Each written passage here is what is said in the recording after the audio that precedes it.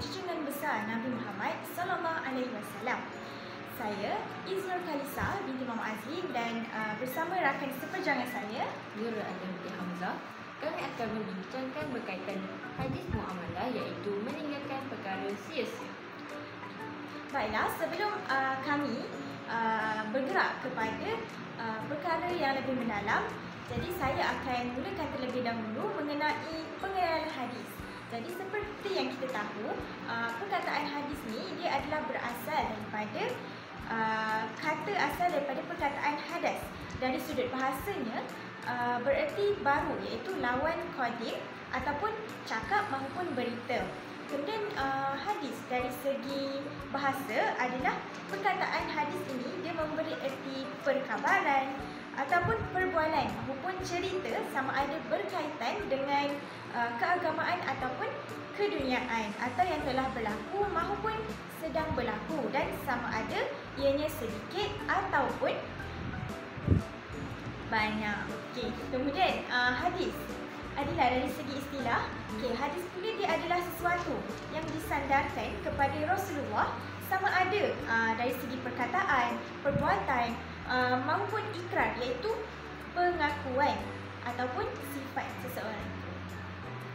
Baik, Isnur, tadi kita tahu kan apa itu hadis. Jadi sekarang ni kita pergi ke pengertian muamalah dan juga kaitannya dengan hadis. Baik, pertama sekali, maksud muamalah dalam Islam ni merujuk kepada hubungan dan urusan sesama manusia yang melibatkan perdagangan, perniagaan, hutang-hutang, pekerjaan dan interaksi sosial yang lain. Ia juga melibatkan prinsip keadilan, kejujuran, amanah dan menghindari perkara yang batil atau sia-sia dalam kehidupan seharian. Okey, baik Adila. Izinkan saya selit sikit. Maksudnya dekat sini, maksud muamalah ni dia bukan sahaja dari segi perniagaan ataupun jual beli, tapi dia juga termasuk dengan interaksi sosial. Maksudnya muamalah juga melibatkan interaksi antara manusia, macam mana kita berurusan dengan seseorang itu. Apa kaitan muamalah dengan hadis?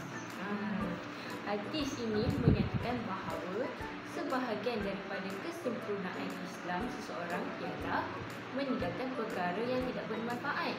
Dalam konteks muamalah pula, prinsip ini sangat penting untuk memastikan segala aktiviti ekonomi, sosial dan interaksi antara manusia dilakukan dengan tujuan yang jelas dan juga manfaat yang besar serta mengelakkan kebatilan. Baik. Sangat mendalam ya yang rakan saya terangkan mengenai kaitan muamalah dan juga hadis meninggalkan perkara sia-sia. Jadi saya akan meneruskan lagi dengan memberikan contoh hadis sahih yang telah kami sediakan mengenai hadis sahih dalam bidang muamalah berkaitan dengan meninggalkan perkara sia-sia. Okey, jadi hadisnya adalah begini. An Abi Hurairah radhiyallahu anhu qala Rasulullah sallallahu alaihi wasallam, min husni islami al-mar'i tarkuhu ma la ya'nihi. Hadisu hasan rawahu at-Tirmizi wa ghairuhu. Jadi maksud hadis tersebut adalah daripada Sayyidina Abu Hurairah radhiyallahu anhu. Beliau berkata, Rasulullah sallallahu alaihi wasallam ni bersabda, antara keindahan Islam seseorang ialah dia meninggalkan sesuatu yang tidak berkaitan dengan dirinya. Hadis hasan. Hadis ini diriwayatkan oleh Imam Al-Tirmizi dan imam yang lain. Baik, berdasarkan hadis yang ditukan sekarang, kita nak tahu apa pula yang dimaksudkan dengan perkara yang sia-sia tu. Baik, perkara yang sia-sia ni kita boleh lihat dalam 3 perkara, iaitu percakapan yang tidak berfaedah, perbuatan yang tidak mendatangkan manfaat dan juga pemikiran yang tak berguna. Jadi perkara ini boleh dikatakan sebagai perkara yang sia-sia. Baik, penerangan hadis pula. dalam hadis ini ia memberikan penekanan kepada kepentingan meninggalkan perkara yang sia-sia, sama ada dalam bentuk perkataan, perbuatan atau juga pemikiran, yang menunjukkan bahawa seseorang yang benar-benar memahami dan mengamalkan Islam akan sentiasa berusaha untuk menjaga diri daripada perkara yang sia-sia yang tidak memberi manfaat di dunia dan di akhirat. Jadi di sini kita dapat lihat bahawa Islam ni bukan sahaja fokus terhadap amal ibadat, tapi juga fokus untuk kita daripada melakukan perkara yang tak bermanfaat untuk diri kita sendiri. Okey, baik. Jadi rakan saya telah menerangkan mengenai penerangan hadis mengenai meninggalkan perkara sia-sia tersebut. Okey, jadi kami telah menyediakan hubung kait hadis tersebut dengan isu semasa yang terkini. Okey, baik. Isu semasa yang pertama adalah dari segi penyalahgunaan media sosial, iaitu dari segi penggunaan media sosial yang secara berlebihan. Di mana kalau kita lihat sekarang ni kan, Adila, ramai orang yang terlalu leka dengan penggunaan media sosial ni. Seperti mereka akan membuang masa dengan perkara yang sia-sia, seperti contoh dekat media sosial, kita bergosip dengan rakan kita, berita palsu ataupun perdebatan yang tidak berfaedah. Jadi ada juga yang terlibat dengan budaya cancel culture yang kita panggil sekarang. Tapi sekarang kan kita sekarang dekat media sosial TikTok, saya tengok sekarang tengah hangat tentang artis Korea ni kerana perbuatan yang dilakukan terhadap kanak-kanak. Jadi itu adalah salah satu contoh lah yang kita boleh lihat sekarang. Okay. Jadi tadi kita sebut apa? Cancel culture kan. Jadi cancel culture ni dia adalah satu budaya di mana kita memboikot secara beramai-ramai seseorang tu yang dianggap dia ni bermasalah. Jadi kita ajak orang lain untuk boikot dia sekali. Dia macam lebih kepada pemulawan ataupun bully cyber terhadap orang tu. Okey. Jadi amalan boikot ataupun cancel culture ni dia biasanya diikuti dengan menghentikan sokongan kepada orang tersebut. Kemudian kalau kita kaitkanlah dengan seseorang Muslim yang baik, kita perlu menggunakan media sosial secara beretika, hanya menyebarkan kebaikan dan juga mengelakkan daripada perbincangan yang sia-sia ataupun sesuatu yang memudaratkan. Contoh untuk cancel culture kan, sebagai seorang dari perspektif Islam, kita tak bolehlah memulakan orang tu jika dia melakukan kesalahan, tapi kita perlu secara yang sepatutnya kita perlu menegur dia supaya dia sedar apa yang dia lakukan salah. Dan kita tak sewajarnya membenci orang itu, tapi kita sepatutnya hanya membenci perbuatan orang itu. Jadi barulah kita boleh sama-sama berubah ke arah yang lebih baik. Betul, itu adalah salah satu yang boleh kita lakukan. Okey, kemudian kalau sekarang ni juga kita tengok remaja sekarang ataupun orang panggil apa? Budak-budak sekarang kan. Okey, dia banyak lebih ketagihan kepada permainan video macam Roblox kan. Ya, betul. Ataupun menonton drama bersiri tanpa henti. Dan penggunaan TikTok kan sekarang TikTok secara berlebihan. Ini di mana kita boleh untuk bermain permainan video ataupun kita nak lihat TikTok, tapi kita perlu mengehadkan masa ataupun kita tak bolehlah sentiasa melihat saja secara berlebihan. Contohnya sekarang macam bulan puasa, kita sepatutnya isi masa kita dengan melakukan amal ibadat, tapi sekarang ni ramai yang tengok video mukbang. Itu satu perkara yang sia-sia yang perlu kita elakkan. Okey, betul. Okey. Jadi seterusnya tadi pertama penyalahgunaan media sosial dari segi penggunaan secara berlebihan. Kemudian kita akan bergerak pula penggunaan media sosial dari segi penyebaran berita palsu dan juga fitnah. Ini juga antara yang isu semasa yang antara apa orang panggil isu masa yang Sering berlaku dekat Malaysia ni. Jadi dengan akses mudah kepada internet, berita palsu ni sering tersebar tanpa kita tapis kebenaran dia tu. Kemudian Islam juga dia amat mengajar untuk kita ni sentiasa berhati-hati dalam menyebarkan sesuatu maklumat tersebut. Kemudian Muslim yang baik juga dia akan menyaring berita sebelum dia percaya ataupun dia sebarkan berita tersebut. Okey. Sebagai contoh, saya telah dalam surah Al-Hujurat ayat 6 iaitu A'udzubillahi minasyaitonirrajim. Bismillahirrahmanirrahim. Ya ayyuhalladzina amanu in ja'akum fasiqun binaba'in fatabayyanu an tusibu qauman bijahalatin fatusbihu 'ala ma fa'altum nadimin. Sadaqallahul azim. Jadi sebagaimana dalam firman Allah Subhanahu wa taala, wahai orang yang beriman, jika seseorang yang fasik datang kepada kamu dan membawa sesuatu berita, maka telitilah dahulu kebenarannya, agar kamu tidak mencelakakan sesuatu kaum kerana kebodohan yang akhirnya kamu menyesali perbuatanmu. Surah Al-Hujurat ayat 6.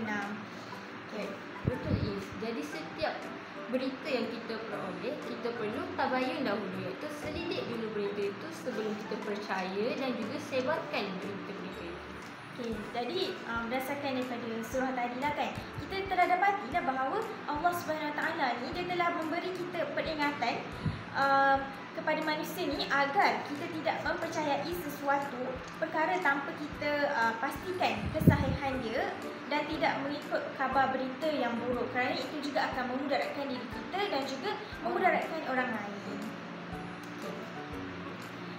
Okay, baik, seterusnya adalah daripada isu tadi, antara cadangan penyelesaian yang boleh kita laksanakan adalah yang pertama, kita boleh tetapkan had masa penggunaan media sosial. Okey.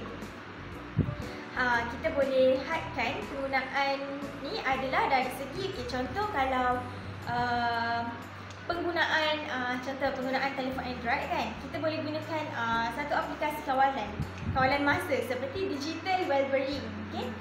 Di mana kita dari situ kita boleh tengok berapa lama kita telah gunakan ataupun kita telah tengok TikTok berapa lama dah. Jadi kita boleh hadkanlah masa kita tu. Kemudian Kemudian seterusnya kita bergerak kepada kita perlu ikut akaun yang memberi faedah. Contohnya kita follow ataupun lebih baik kita follow kepada akaun yang memberikan kita motivasi lah supaya kita tidak lalai semasa kita gunakan media sosial. Kemudian yang ketiga adalah amalkan konsep think before you share. Jadi di mana sebelum kita berkongsi sesuatu tu, kita boleh fikir dulu. Kita fikir dengan diri kita, adakah sesuatu yang kita nak kongsikan ni adalah betul ke tidak? Ataupun tidak. Maksudnya dia memberikan apa-apa kebaikan tak kepada orang ramai. Kemudian itu seterusnya adalah langkah bagi penyebaran berita palsu, iaitu kita mestilah amalkan prinsip tabayun seperti mana yang rakan saya telah beritahu sebentar tadi, iaitu kita perlu menyelidik dahulu sebelum kita berkongsi berita tersebut. Seterusnya adalah kita perlu menggunakan media sosial untuk menyebarkan ilmu dan juga kebaikan, bukannya kita sebarkan gosip ataupun berita palsu. Okey, baik. Maaf, jika saya tambah lagi sikit. Daripada segi tabayun tadi, menurut ulama pada abad ke-14, Ibnu Katsir, tabayun ni dia adalah satu proses pemantauan berita ataupun peristiwa sebelum disebarkan. Maksudnya konsep tabayun ni dia memerlukan individu ataupun kita ni untuk lebih berhati-hati dalam membuat kesimpulan terhadap sesuatu berita tu. Maksudnya kalau kita tengok satu berita tu, kita terus jangan apa ni? Kita jangan macam itu. Contohnya macam berita-berita yang orang sebarkan contoh seorang individu ni meninggal sebab ni. Tapi hakikatnya orang tu masih hidup. Jadi terkejut orang tu tiba-tiba ramai orang datang rumah dia ingat dia dah meninggal. Kan kesian orang tu dia hidup tapi dianggap dah meninggal. Salah satu contoh lain pada zaman COVID-19 dululah kan. Kalau kita tengok ada salah satu isu viral di mana dia berkaitan dengan kesihatan awam lah. Contohnya masa pandemik COVID-19, pelbagai maklumat yang salah telah diperdebatkan berkaitan dengan penggunaan vaksin terhadap manusia. Jadi perkara ni dia, sewaktu itu dia telah menjejaskan lah rawatan dan juga langkah pencegahan. Tadi kita tahu kami telah bincangkan berkaitan isu penyalahgunaan media sosial. Jadi sekarang ni kita tengok lagi satu isu yang dapat juga lihat dalam masyarakat kini dan semakin berluasa di Malaysia ini, iaitu budaya hedonism. Apa tu budaya hedonism? Tahu tak? Saya kurang tahu. Kurang tahu kan? Baik. Budaya hedonism ni berkaitan hidup berasaskan konsep keseronokan semata-mata. Maksudnya dia pentingkan rasa seronok dia. Yang penting seronok, hiburan dia sahaja. Ya.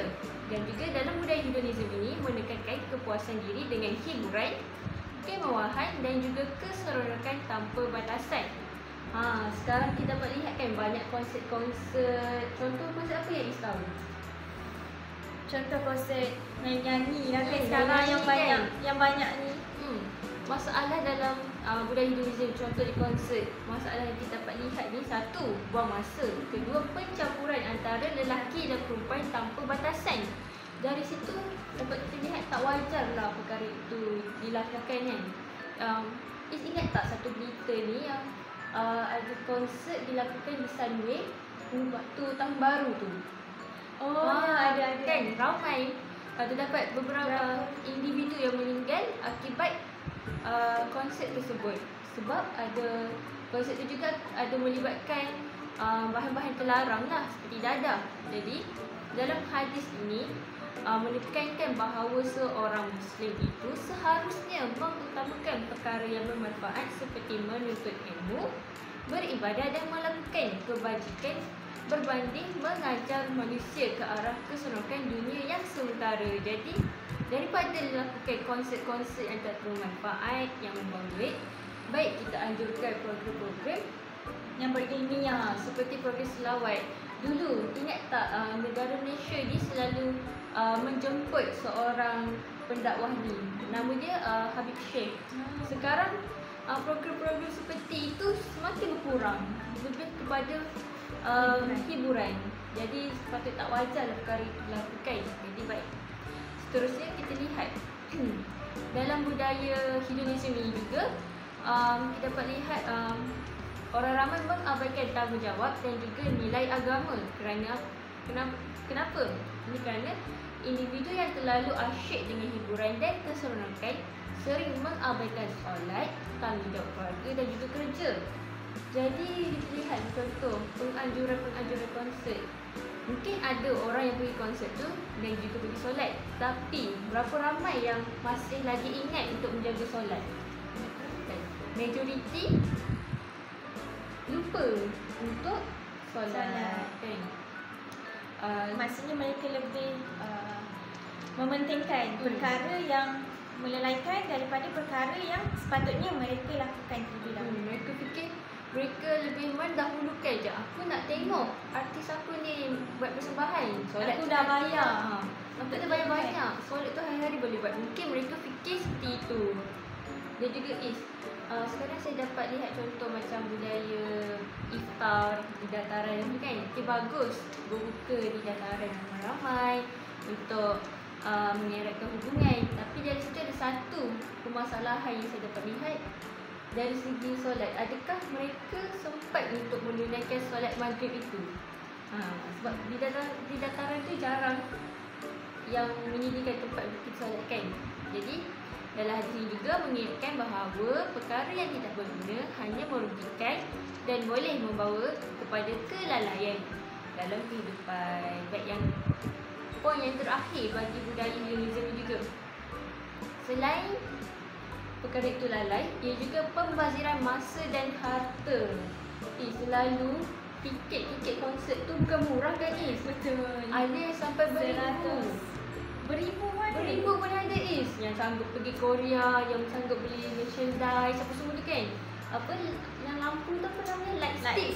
Benda tu bukan murah, nampak dia biasa-biasa tapi bukan kaleng-kaleng harga dia. Saya tak tahulah, mungkin ada kot yang membuatkan dia terlalu tak sok kan.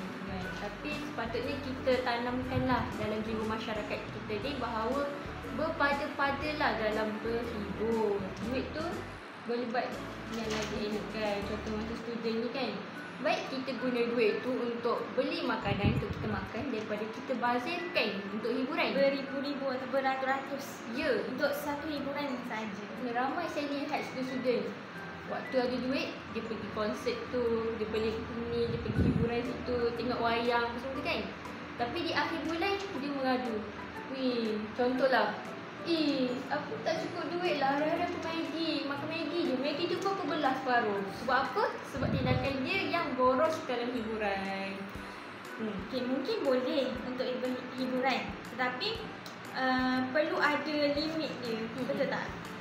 Adalah Kena berpada-pada lah. Perlu berpada-pada. Dalam Islam ni semuanya kena berpada-pada. Walaupun orang tu contoh dia suka sangat pergi ke majlis ilmu, tapi dia kena berpada-pada.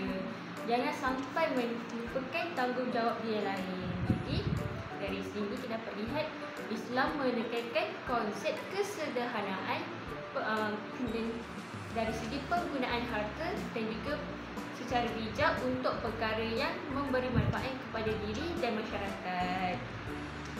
Bagi isu ni, terdapat beberapa cadangan yang boleh kita keluarkan untuk mengatasi perkara ini. Yang pertama, meningkatkan kesedaran agama dan nilai hidup Islam. Yang kedua, menggalakkan gaya hidup sederhana iaitu wasatiyah, iaitu berpada-pada macam Islam tadi. Seterusnya, memanfaatkan teknologi dan hiburan secara positif, dan akhir sekali meningkatkan peranan keluarga dan institusi pendidikan. Jadi guru-guru dan juga ibu bapa, kita perlu guru dan sentiasa mengingatkan anak murid kita bahawa perlu berpada-pada, perlulah jangan jadikan hiburan tu nombor satu.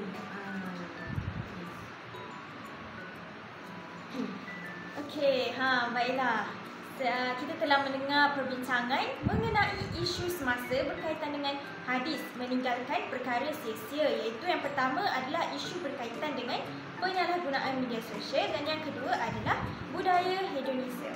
Okey, seterusnya saya akan bergerak pula kepada hikmah kita meninggalkan perkara sia-sia, iaitu yang pertama, kita dapat meningkatkan kualiti iman dan juga kepribadian, di mana meninggalkan perkara sia-sia ni adalah dia adalah tanda keindahan Islam seseorang seperti yang disebut dalam hadis.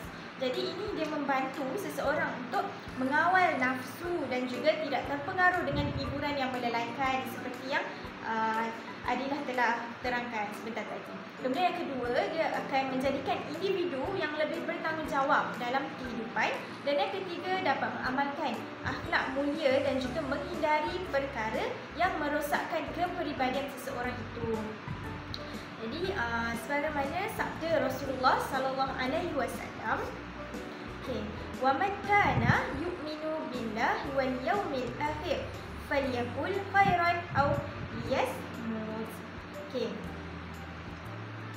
mana barang siapa yang beriman kepada Allah dan hari akhirat, hendaklah dia berkata yang baik atau diam. Hadis riwayat Bukhari dan juga Muslim. Jadi hadis ni dia menekankan bahawa seseorang Muslim yang baik ialah tidak melibatkan diri dalam perkara yang tidak memberi manfaat kepadanya, baik dari segi agama, duniawi maupun sosial.